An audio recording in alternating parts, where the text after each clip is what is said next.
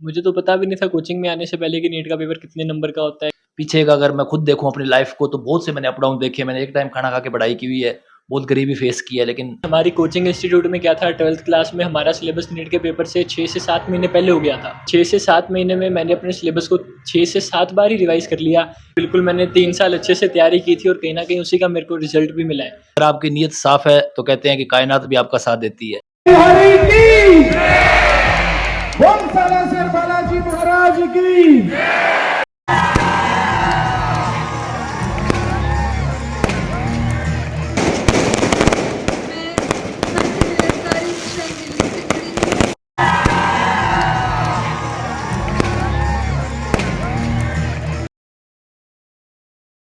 नमस्कार, राम राम। मैं रिपोर्टर दिलराज। और जब नीट को एग्जाम लाग्यो तो बहुत सारा कयास लगाया जा रहा है कि फिजिक्स को पेपर यान को आयो है अब की बार कहीं उसी, लेकिन पे सारा कयास है जगह महेश का आगे फेल होता हुआ नजर आया। सीकर के ऊपर सारी नजर ही और नजर देखी जना के टॉपर पिछली बार भी सीकर हूं, अब की बार टॉपर आसी कोनी आवे और पेपर जियान को लाग्यो है बिग बात गमाइन है। लेकिन रिजल्ट यान को जो धमाको है पूरा सीकर में कोनी, राजस्थान में कोनी, पूरा इंडिया के मायने करो है। पहले तो आप सब ने महेश और महेश का मम्मी पापा अपने बीच है, आप सब ने मोकली मोकली बधाई थैंक यू सर की रूप में देख रहे हो रिजल्ट ने, क्योंकि ऑल इंडिया टॉपर AIR बहुत बड़ी बात हुआ। कोई भी एग्जाम हो और इंडिया की टफेस्ट एग्जाम मानी जावे।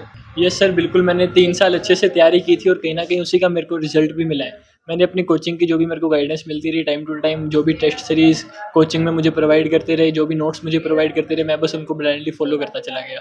3 साल की बात करा तो फाउंडेशन, क्योंकि नीट हो चाहे IIT हो, जखा कमाई नहीं यहाँ देखे कि यार बच्चों फाउंडेशन को है तो बिन बहुत ज्यादा बेनिफिट मिला है।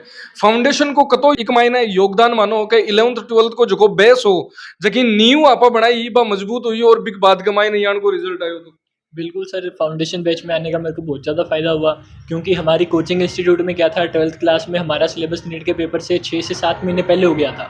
और 6 से 7 महीने में मैंने अपने सिलेबस को 6 से 7 बार ही रिवाइज़ कर लिया, क्योंकि यहाँ पे गुरु कृपा में हर 28 दिन में एक बार अपने सिलेबस को रिवाइज़ करने के लिए टेस्ट सीरीज़ दे दी जाती है। तो ऐसे में 6 से 7 बार पूरा सिलेबस रिवाइज़ हो चुका था, तो कहीं ना कहीं उसका बहुत ज़्यादा सपोर्ट मिला। कंपटीशन एग्जाम DTS है थे बता रहे 28 दिनों कंटिन्यू चल रहे। सिलेबस को अहम रोल हो जावे कि 6 महीना पहली 6 महीना पहले थारो सिलेबस कब कंप्लीट होगा और बिग बाद में रिवीजन को ही साहब को रियो कि DTS भी उगार सारी चीज हुई। तो एक टेस्ट सीरीज है जो कि कंपटीशन एग्जाम के लिए कति मायने रखे, बहुत ज़्यादा ज़रूरी रखती है, क्योंकि कंपटीशन एग्जाम में सबसे ज़्यादा ज़रूरी चीज़ यही है, हर बार अपना सिलेबस रिवाइज करने के बाद तो वो चीज़ें अपने आप ही आपके माइंड में क्लिक कर जाती है। बात करें कॉन्फिडेंस की, नीट की एग्जाम बहुत टफेस्ट मानी जाए और पेपर भी थे भी जहाँ मैं इंटरव्यू देख रहे हो और बार बार आई चीज आवे कि लगातार 3-4 सालों नीट को पेपर है जो को बी लेवल को कोनी लाग तो बच्चन के हाँ थोड़ो इजी वे कमाई ना आतो, लेकिन अचानक भी आपा घरा कहवाना के सरप्राइज दे दियो जियान को सो के नीट को पेपर हो और वो सरप्राइज भी टाइम पर ते बता थारो भी इंटरव्यू में देख रहे हो कि थे कि स्टार्टिंग की 20 मिनट है 25 मिनट है फिजिक्स का मायने बहुत गड़बड़ होगी। बिल्कुल, कॉन्फिडेंस का बहुत बड़ा रोल होता है कंपटीशन एग्जाम में। अब जैसे मैं अपने पेपर को अटेम्प्ट करने लगा, देखो कॉन्फिडेंस आएगा नॉलेज से, जितना ज़्यादा हम पढ़ेंगे उतना ज़्यादा ही हमारे पास पेपर में कॉन्फिडेंस होगा। तो अब जैसे मैंने फिजिक्स के 20-25 मिनट लगा के वो क्वेश्चन मेरे से नहीं हुए, तो भले ही वो क्वेश्चन मेरे से नहीं हुए, लेकिन मेरे मन में ये कॉन्फिडेंस था कि अगर ये मेरे से पहली बार में नहीं हुए तो ज़्यादातर बच्चों से पहली बार में नहीं हुए होंगे। और ये कॉन्फिडेंस आपके पास तभी आएगा जब आप अच्छे से मेहनत करोगे, आपने हर चीज़ को अच्छे से पढ़ रखा होगा।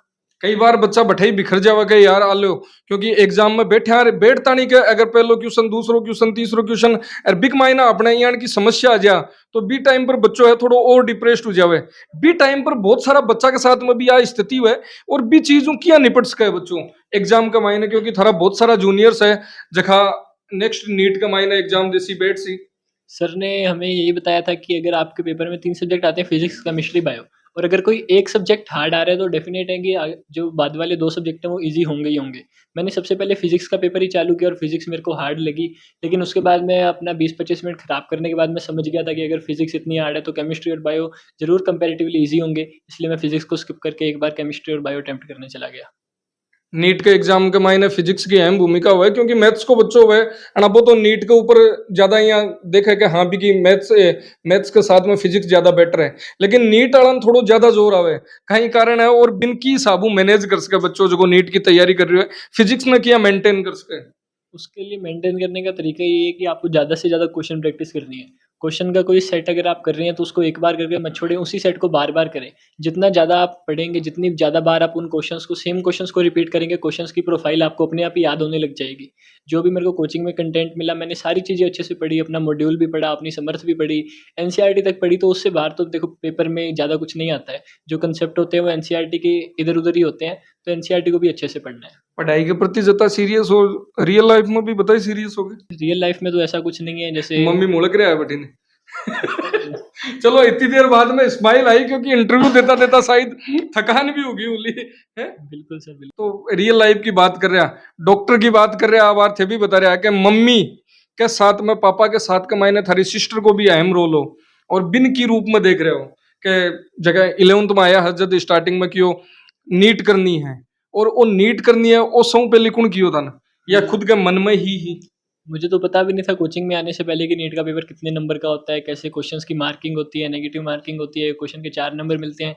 तो ये सब चीज़ें तो मुझे कोचिंग में आने के बाद ही पता चली। तो नीट के बारे में सबसे पहले मुझे अपनी सिस्टर ने ही बताया था। उसी ने मेरे को कहा था कि बायोलॉजी ले और फिर नीट की तैयारी करने के लिए सीकर जा। मैं मम्मी का नहीं आऊं जी हाँ, मम्मी के लाडलो बेटो हुए, लेकिन मैं अति देर हूं देख रहा हूं कि पापा जी है जखा बार केवल आ गया कि मैं तो प्रेशर की बात करूं जना कुछ ही कोन कियो कि तेरे कोई समस्या हो तो आपने पाछो आ जाजे, जबकि आनो चाहिए अठिनु मन लागे पापा के लाडलो है ज्यादा मम्मी के लाडलो। दोनों का ही लाडला है और वैसे ये ज्यादा शेयर बातें मेरे से ही करता था। हाँ। और अगर जैसे शुरू शुरू में आया जिस हिसाब से बोला भी बच्चा हिंदी मीडियम का है, थोड़ी बहुत शुरू शुरू में जैसे कोई प्रॉब्लम हुई भी तो यहाँ के इंस्टीट्यूट ने, गुरु कृपा वालों ने इसको गाइड किया। साथ में मेरी गुड़िया भी साइंस की है तो फिजिक्स और केमिस्ट्री वो इसको थोड़ा सा फ़ोन पे बता देती थी ताकि इसको हौसला या कॉन्फिडेंस लूज़ ना हो, क्योंकि उसकी राय पे ही आया था तो फिर ये उसी से ही शेयर करता था अपनी प्रॉब्लम्स और वो भी इसको अच्छे से गाइड करती थी कि डर मत, कुछ नहीं है, हो जाएगा। 10th के बाद में अठाणु क्योंकि घर के माहौल में रिया लगातार और बिग बाद के मायने अचानक कोचिंग में आनो, बिग बाद में हॉस्टल है जगह 8-12 रहनो, बहुत सारी कंडीशंस चेंज हो जावे, बी कंडीशन की हिसाबू मेंटेन करे। उन कंडीशंस को टैकल करना तो बहुत ज़्यादा ज़रूरी होता है। घर का एनवायरनमेंट और हॉस्टल का एनवायरनमेंट में बहुत ज़्यादा फ़र्क होता है। जो गांव में क्लासरूम होते हैं उनका एनवायरनमेंट और कोचिंग के क्लासरूम के एनवायरनमेंट में भी बहुत ज़्यादा फ़र्क होता है। तो उस दिक्कतें तो आई थी शुरू में, दिक्कत सबको आती है, लेकिन उन दिक्कतों को मैं कोई भी छोटी से छोटी बात होती थी तो मैं अपने मेंटर से शेयर करता था, अपनी मम्मी से शेयर करता था और कहीं ना कहीं इन्होंने उन प्रॉब्लम्स का सोल्यूशन करने में मेरी पूरी मदद की। कोचिंग की तरफ से मुझे हर छोटी छोटी चीज़ की गाइडेंस मिलती रही जिसको मैं फॉलो करता गया। मम्मी पापा की बात बतावा लाग रहे हो, गाइडेंस करे, मम्मी ये कह रहा कि अगर कोई समस्या आती तो बहन ने ज्यादा कॉल करता है। बिल्कुल, बहन को भी करता था। बहन से तो ऐसे मैं डाउट्स ज़्यादा पूछता था अगर मेरे को कई सब्जेक्ट बार नहीं आते थे। यहाँ भी होता है डाउट्स के साथ में पूरी यहाँ क्वेश्चन का की साबू सोल्व करना है पूरी भी चलती के। हाँ, ये भी मैं पूछता था उससे और ज़्यादा दिक्कत आती थी फिर मैं अपने डाउट काउंटर पे जाता था, अपने मेंटर को बोलता था, वो मेरे को ऐसे टीचर प्रोवाइड करवा देते थे अब मेरे प्रॉब्लम्स के सोल्यूशन के लिए। एज ए फादर और एज ए टीचर, क्योंकि दोनों का मम्मी पापा दोनों गवर्नमेंट टीचर है। हाँ जी। हाँ, तो दोनों परिस्थितियों थे वो बोला ना वाकिफ हो कि बच्चा ने की हिसाबों आप स्कूल के मायने कोचिंग के मायने ध्यान रखो जावे और एज ए अभिभावक और एज ए टीचर की हिसाब को मैसेज देबो चाहो हो बा बच्चा ने और बाका बा अभिभावकान, क्योंकि कोचिंग करे तैयारी करे कोई भी नेशनल एग्जाम हुए तो बच्चों डिप्रेस्ड बहुत जल्दी हुए। कोई टेस्ट के मायने भी रैंक डाउन हुई जता ने सोचे कि यार मम्मी कहीं कैसी पापा कहीं कैसी, और वो भी टेस्ट का अगले टेस्ट भी अगर भी कोई यान को स्कोर हो जाए तो और ज्यादा यान की कंडीशन हुए। तो बी स्थिति के मायने बहुत सारा अभिभावक है जखा और बहुत सारा बच्चा है भी टाइम के ऊपर सही तरीका समझ कौन पावे। देखो जी, अप और डाउन लाइफ का एक हिस्सा है, तो ये जो पढ़ता है तो जरूरी नहीं है कि हर टेस्ट में वो बढ़िया स्कोर कर पाए। कई परिस्थितियां होती है, कई बार पेपर सेट नहीं होता, कई बार फिजिकल इशू होता है, लेकिन बस यही मेरा कहना है कि बच्चों को टेंशन नहीं लेना चाहिए और अपना बेस्ट करना चाहिए और कर्म करते रहने चाहिए। अगर आपकी नीयत साफ है तो कहते हैं कि कायनात भी आपका साथ देती है। भगवान श्री कृष्ण ने भी गीता में कहा है कि कर्म पर आपका अधिकार है, फल पर नहीं। फल वो जरूर देता है, आप केवल कर्म करो सच्चे मन से। आज तो वृंदावन भी गएड़ा, इसलिए वो प्रभाव है सर, इसलिए वो बता रहा हूँ। मैं थोड़ा सा मैं आध्यात्मिक भी हूँ, मैडम भी आध्यात्मिक है, तो ईश्वर को भी हम मानते हैं। तो कहीं ना कहीं ईश्वर, मैं ये मानता हूँ कि पॉजिटिव रहने के लिए आध्यात्मिक होना जरूरी है, क्योंकि जब आप स्पिरिचुअल है, स्पिरिचुअलिटी है आपके अंदर, तो निश्चित रूप से पॉजिटिविटी आती है। आप जीवन के अंदर बहुत से ऐसे, हमारे पीछे का अगर मैं खुद देखूं अपनी लाइफ को, तो बहुत से मैंने अप डाउन देखे। मैंने एक टाइम खाना खा के पढ़ाई की हुई है, बहुत गरीबी फेस की है, लेकिन ईश्वर का शुक्र है कि जो उन सभी चुनौतियों से हम उभर कर अपने आप को यहाँ ले आए हैं। मतलब वो, लेकिन ये होता है कि आपके जीवन में जब भी कोई निराशा हो तो आप अपने ईश्वर को याद करें और एक उस पर पूरी तरह आपकी आस्था होनी चाहिए। प्रेमानंद जी महाराज से मुलाकात हुई? प्रेमानंद जी महाराज के दर्शन तो मैं नहीं कर पाया क्योंकि कल बहुत थकावट थी, तो रात को ये वो सर दूसरे हैं जो बारिक सर हैं, उसके साथ ये गया था दोनों, और ये दर्शन कराया। इसको ज्यादा चाव था अच्छा। क्योंकि ये मेरे हिसाब से रात को इसने अलार्म भी लगा लिया था, सो भी नहीं पाया ढंग से। एजुकेशन के साथ में अध्यात्म और बिग बाद में भी थे, मतलब क्योंकि बच्चा यहाँ देखे कि यार मैं तो साइंस को स्टूडेंट हूँ, मैं तो मानो को नहीं करूँ को नहीं, लेकिन बिग बावजूद थे, मतलब बी टाइम में भी टाइम निकाल, जबकि पता भी होगा रिजल्ट भी आ रही हो और सब कुछ हो रहा है, और बी टाइम पर की हिसाब को, क्योंकि प्रेमानंद जी का दर्शन भी हुआ, कहीं सोचो।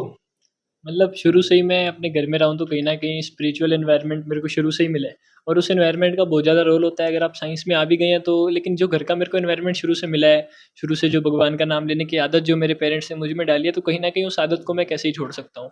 तो इसलिए मैं वहाँ जब गया था वृंदावन, तो मैंने सोचा इतना दूर आए हैं तो ये काम भी कर ही चलते हैं, इसलिए मैं सुबह 4 बजे उठ के गया और वहाँ पे। स्पिरिचुअल थे हो, G9 में आपा जठे बैठे, हाँ गुरु कृपा की बिल्डिंग है, मंदिर भी बैठा है, डेली पूजा पाठ करता? डेली तो नहीं, पर भगवान मतलब का नाम- इवनिंग में मॉर्निंग में आनो जानो अठे आराम हूँ? रोज तो नहीं कर पाता था, लेकिन कभी कभी। बिल्कुल। कहीं मैसेज फाइनली मैं यही कहना चाहूँगा कि आपको, अगर आप नीट की तैयारी करना चाह रहे हैं तो आपको अपने ऊपर ज़्यादा बर्डन लेने की जरूरत नहीं है। आपको जो भी गाइडेंस अपने पेरेंट्स से मिल रही है, अपने मेंटर से मिल रही है, अपने टीचर से मिल रही है, गुरु कृपा कैरियर इंस्टीट्यूट से मिल रही है, उसको आप ब्लाइंडली फॉलो करते जाइए, सिलेक्शन आपका जरूर होगा। बिल्कुल। तो आपने साथ में, हाँ, इंडिया का topper, NEET topper Mahesh Kumar, और सारी आपकी बातें कि साबू बच्चों है जो तैयारी करे और की साबू वो बोले अगर नहीं यानी कि एग्जाम है जखान निकाल सके। धन्यवाद। राम राम सा।